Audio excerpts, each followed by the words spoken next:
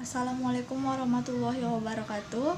Nama saya Anissa Diva Salsabila. Di sini saya akan menjelaskan bagaimana langkah-langkah melakukan uji hipotesis menggunakan aplikasi SPSS. Berikut langkah-langkahnya. Langkah pertama yang dapat kita lakukan yaitu dengan melakukan survei dengan menggunakan Google Form.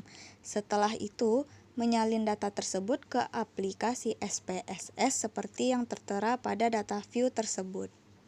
Terlihat pula di samping data view terdapat variabel view di mana pada kolom name tertera beberapa dugaan dari masalah yang telah disurvei dan pada kolom label tertera judul. Lalu yang akan kita buat selanjutnya adalah membuat outputnya dengan langkah-langkah sebagai berikut.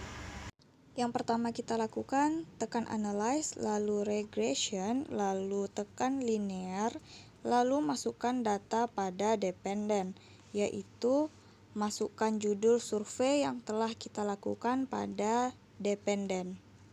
Selanjutnya, pada independen yang kita lakukan adalah memasukkan penyebab atau berbagai dugaan-dugaannya.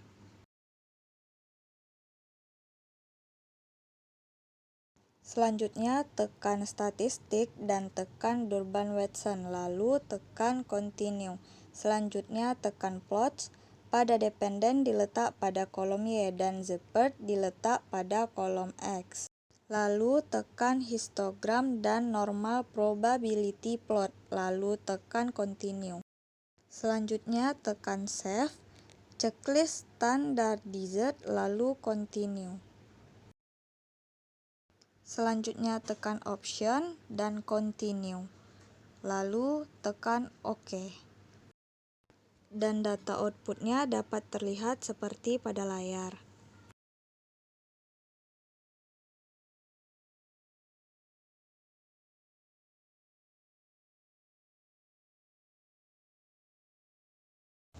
Dari data tersebut kita bisa melakukan uji T atau biasa disebut dengan T-test, yaitu dengan kriteria pengujian di mana jika T hitung lebih kecil dari T tabel atau min T hitung lebih besar dari min T tabel, maka H0-nya dikatakan diterima.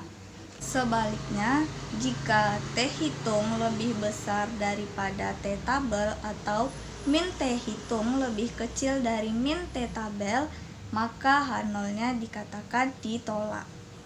Setelah itu kita melakukan pengujian dengan menggunakan rumus di mana rumus tersebut alfa per 2 dan n kurang 2 sama dengan 0,05 dibagi 2 dan 30 dikurang dengan 2. Hasilnya 0,025 dan 28.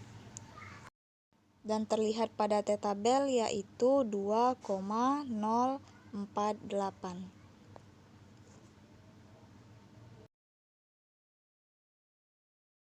Selanjutnya kita buat perbandingan antara T hitung dengan T tabel.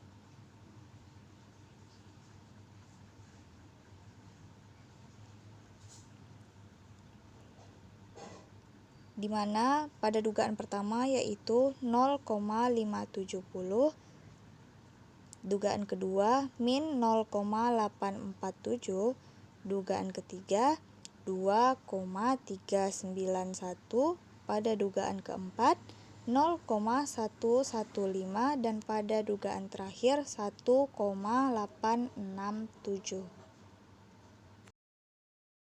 Dan pada T tabel ditulis 2,048 karena kita telah cari dengan rumus yang telah kita lakukan tadi.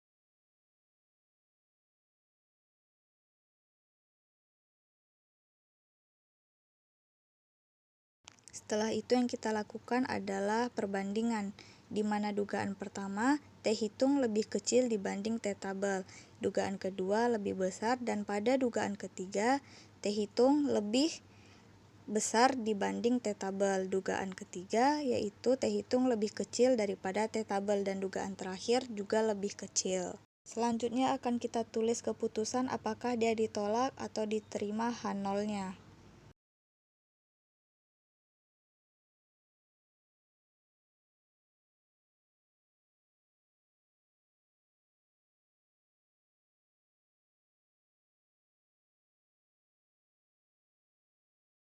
Setelah itu kita lihat keputusan antara T hitung dan T tabel. Pada dugaan pertama, T hitung lebih kecil daripada T tabel. Sudah pasti H0-nya diterima.